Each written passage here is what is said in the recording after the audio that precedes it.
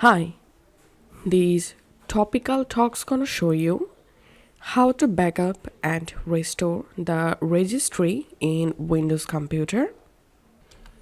First of all, let's see how to create backup. On your computer, click on the search icon and here type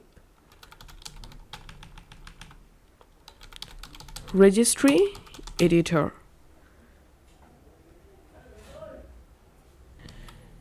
And all you have to need, just open registry editor system app. And now here you will find all of your registry keys.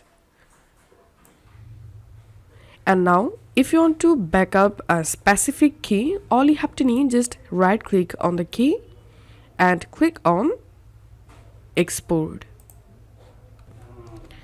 Now select a directory to export the file and write here the file name and click on save.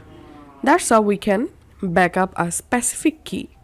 And to backup all keys, click on file, click on export and select a directory to export the file. Write the file name here and here export range, select all and click on save. And as you can see, I've successfully backed up my registry. And now let's see how to restore these. To restore backup, all you have to need, again open registry editor and click on file, click on import. And now all you have to need, just select the registry file that you want to backup and click on open. And the registry file will be restored. So this is how we can do it.